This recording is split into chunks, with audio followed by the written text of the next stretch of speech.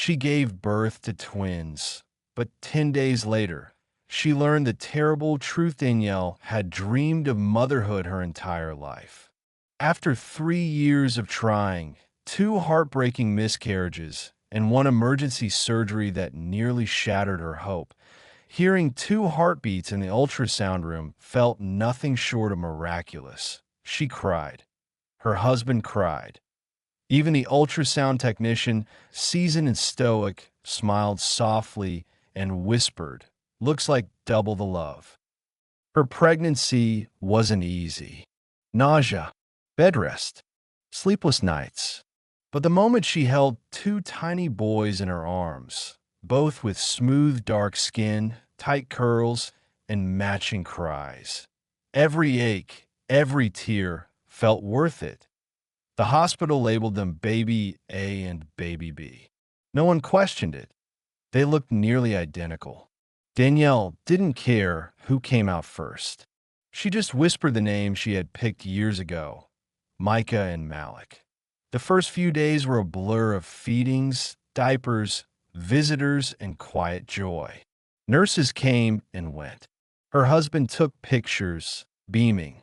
One nurse even commented how rare it was that both babies were so calm, even during blood draws. Danielle had laughed. I guess they're just used to being close. But by day 6, something fell off. Micah, or the baby she believed was Micah, had become more alert. He tracked voices, flinched at loud noises. Malik was quieter, too quiet. Danielle told herself it was just personality differences. Then came the odd little moments. Point one diaper had a hospital tag. The other didn't. Point one baby had a small birthmark under his arm that Danielle swore hadn't been there. When she asked a nurse to confirm who was who, the woman hesitated, just for a second. That second haunted Danielle. But on the 10th night, around 3 a.m., Danielle sat in the rocking chair, cradling one baby to her chest. Her husband snored softly on the cot nearby. The night nurse entered with her clipboard. Danielle, trying to sound casual, asked, "Do you mind confirming the ID tags again?" The nurse smiled. Of course. She walked to the bassinet and scanned the wristbands. Her face changed. Not panic, not alarm. Just a blank, unreadable pause that Danielle's heart began to pound. "What is it?" she whispered. I just need to double-check something," the nurse replied. And then she left with the clipboard and no explanation. 30 minutes passed. Then an hour. Danielle sat frozen, rocking slowly, the baby breathing against her chest. Her husband stirred awake. "Everything okay?" Before she could answer, the door opened. Two nurses stepped in, followed by a woman in scrubs with an admin badge and a hospital security officer. Danielle's body went cold. "Mrs. Akers," the administrator began gently, "we need to speak with you privately." "What's going on?" Danielle asked. "There appears to have been an administrative error regarding your twins' identification." Her husband sat up, now fully alert. "What kind of error?" The woman hesitated. "One of the babies, his ID number doesn't match your delivery file." Danielle tightened her hold on the baby in her arms. "What are you saying?" The administrator's voice was calm but deliberate. "We believe that during the NICU transition on the night of your delivery, there was a mix-up. Two baby boys were born within 20 minutes of each other. We believe you were given only one biological child." Danielle stared at her, breath caught in her throat. "But I had twins." The room went painfully silent. Then came the word she would never forget. "You gave birth to one child, Mrs. Akers. The second baby, we believe, was mistakenly placed with you." She almost dropped the baby in her arms. Her husband caught her, his own face pale. "You're saying one of our sons isn't ours?" The admin nodded. "We're running emergency DNA tests now, but yes." Danielle whispered. "Then who is the other?" The answer didn't come until the next day, but it was more heartbreaking and more unbelievable than she ever imagined. She hadn't slept. Not that night. Not after the DNA results came in. Not after the pediatric chief came to speak. There's been a confirmed mix-up, he said gently. The child in your care is not biologically yours. She stared down at her sons, Micah, her biological baby, and Malik, the boy who had wrapped his tiny hand around her shirt every night since birth. How was she supposed to tell them apart now?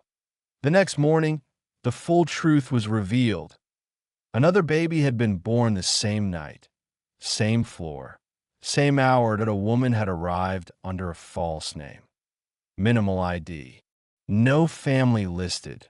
She gave birth, declined a nurse, and left before sunrise. She abandoned him? Danielle's husband finally asked the unspoken question. The caseworker gave a solemn nod. Security footage confirmed she left the hospital at 4:37 a.m., slipping out a stairwell without notifying anyone. The baby, known only as Baby Doe, was accidentally assigned to Danielle's room during NICU transfer. With matching hospital onesies, mislabeled wristbands, and no reason to question it, the mistake went unnoticed. Danielle could barely speak. Her mind processed the facts, but her heart had already decided. Then came the protocols, legal terms, options, clinical words that felt cold in the warm room where she'd spent 10 days loving two babies as her own. We can initiate a safe handoff of Baby Doe to state care, the caseworker said. He'll be placed into the foster system.